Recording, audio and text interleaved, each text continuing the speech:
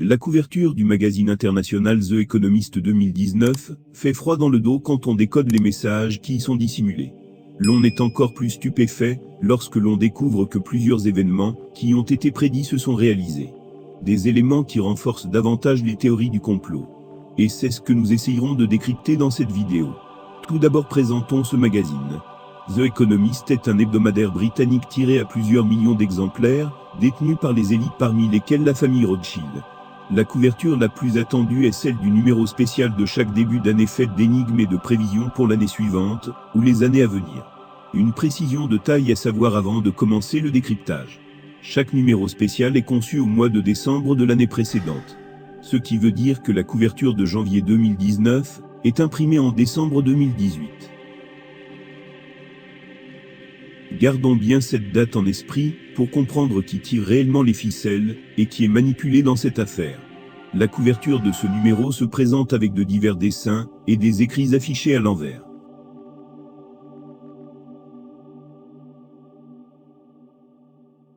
Il s'agit ici d'une pratique des francs-maçons, qu'est l'écriture miroir. Pour pouvoir la déchiffrer, il faut la retourner.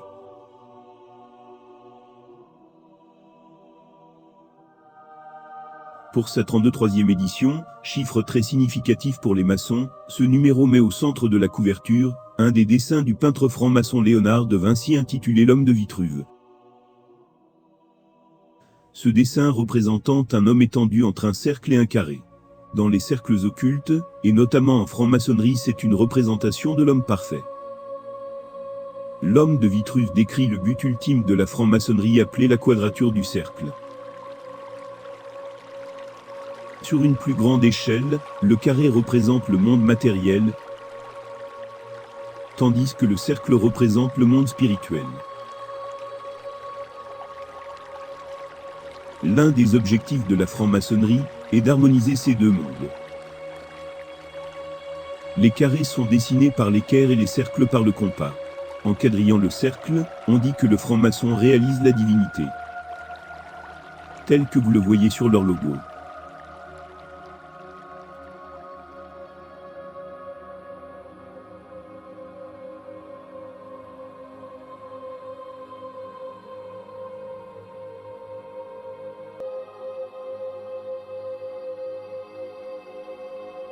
Sur sa main gauche, nous avons des feuilles de cannabis, et une balle qui peut être celle d'un sport quelconque. Le cannabis a un effet euphorisant et nuit complètement au développement du cerveau. La balle, symbole de tout ce qui jeu et loisir, leur permettent de distraire. L'expression romaine du pain et des jeux est bien indiquée, car elle décrit comment le peuple est gelé, endormi par le divertissement l'empêchant de se soucier des enjeux liés à son destin. Notre homme a devant ses yeux comme un casque de réalité virtuelle. Cette technologie permet de renforcer l'isolement de l'individu, le déconnecte de la réalité. En gros, les trois éléments précédents sont complémentaires. Sur son bras gauche, il porte un tatouage qui a un lien avec la modification génétique. Cela a été tenté avec succès avec les végétaux, non pas sans conséquence sur l'homme et son environnement, cela le sera également pour l'humain, pour qu'il soit désinhibé face aux technologies de l'Antéchrist. Plus haut à gauche, il est question du voyage sur la Lune chère à Léonard de Vinci. Juste en dessous, le dessin représente la reconnaissance faciale.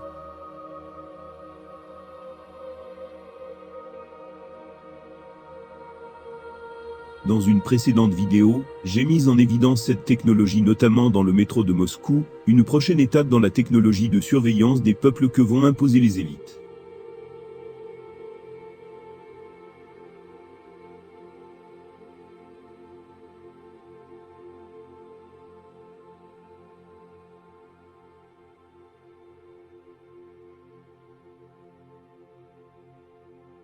Pour ce qui est de la montagne qui serait le mont Fuji, en référence au Japon qui devait organiser les Jeux Olympiques de l'année suivante, celle de 2020.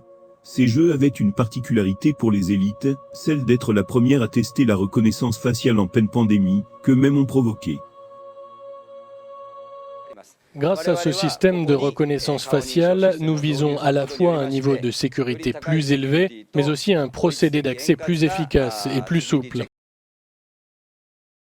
Le dessin du visage de Donald Trump, président des États-Unis en 2019, est le seul dont le visage regarde dans l'autre sens. Il y a des traits sans indication. Ces traits sont-ils une cage, une manière de dire qu'il le musellerait? Rappelons qu'il n'a pas été réélu, et que ses comptes sur les réseaux sociaux ont été supprimés.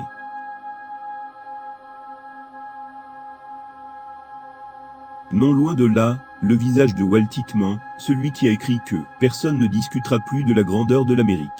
Le nez de Pinocchio au-dessus de sa tête fait de lui un menteur. Si l'on s'abandonne à cette théorie, cela veut dire la fin de l'hégémonie américaine, mais peut-on y voir la destruction des États-Unis d'Amérique dans un temps proche, comme l'ont annoncé plusieurs prophéties?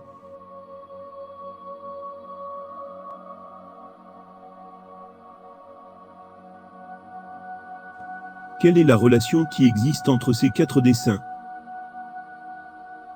Cet animal, cette dame, ce téléphone et cet autre animal. La dame est le portrait d'un peintre du nom de Artemisia Gentileschi. Le téléphone, c'est assez visible que c'est un QR code. Le premier animal s'appelle le panda. Il fait référence à la Chine. Le second animal s'appelle le pangolin. En les mettant dans l'ordre, ou dans le désordre, on aura Chine, pangolin, Artemisia, QR code. Ça vous embouche un coin, n'est-ce pas? Je rappelle la date que j'ai donnée tout à l'heure. Ce numéro est paru en décembre 2018, et la célèbre pandémie, qui a paralysé le monde a débuté en novembre 2019 pour se répandre dans le monde entier en 2020. La Chine est le pays de départ, l'épicentre épidémiologique. Le premier à faire le confinement, le panda qui croise les bras, est aussi synonyme de geste barrière. Le pangolin est l'animal qui a été présenté comme étant à son origine, avec la chauve-souris. L'artemisia est l'une des plantes qui a suscité la controverse pendant cette période, avec la chloroquine, et le QR code a servi comme passe sanitaire, dans plusieurs pays dans le monde, pour pouvoir se déplacer. C'était l'occasion par les élites de faire un test grandeur nature, un avant-goût de la période des grandes tribulations, que le monde connaîtra sous la conduite de la bête, l'antéchrist où personne ne pourra acheter ni vendre s'il n'a pas la marque de la bête sur sa main, ou sur son front. Parlant de la marque de la bête justement, le dessin avec la cigogne, l'illustre à souhait. Selon une légende des peuples germains, la cigogne était la messagère de la déesse Holda, chargée de réincarner les âmes des défunts dans les nouveau-nés. Ici, la cigogne transporte le code barre, pour transférer l'esprit de Satan dans les âmes des hommes, des femmes et des enfants. Précisons que lorsque la marque de la bête connaîtra sa version définitive sous l'impulsion du fils de la perdition, celui qui l'aura reçu ne pourra plus faire marche arrière. Ce sera impossible pour lui de se repentir, avec des conséquences éternelles irréversibles. Et un autre ange, un troisième ange, les suivit en disant d'une voix forte: Si quelqu'un adore la bête et son image, et reçoit une marque sur son front ou sur sa main, il boira lui aussi du vin de la fureur de Dieu, versé sans mélange dans la coupe de sa colère. Et il sera tourmenté dans le feu et le soufre, devant les saints anges et devant l'agneau. Et la fumée de leur tourment monte au siècle des siècles. Et ils n'ont de repos ni jour ni nuit, ceux qui adorent la bête et son image, et quiconque reçoit la marque de son nom.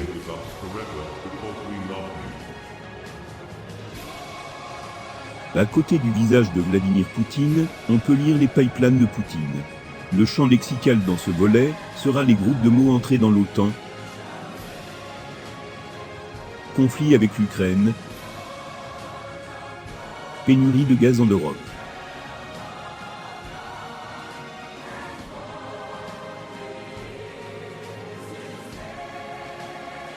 Et l'on peut ajouter aussi la hausse des prix des matières premières, notamment le blé, qui a entraîné une inflation galopante, dans le monde représenté par le dessin de la flèche sur l'éléphant à droite.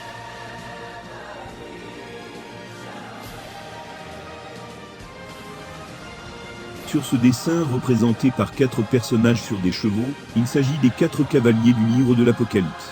Pourquoi des élites occultes représentent-elles des cavaliers mentionnés dans la Bible? Parce qu'il s'agit de leur ère de gloire, l'objet de leur plan depuis des lustres. Parce que ça correspond à leur but qui touche à sa fin.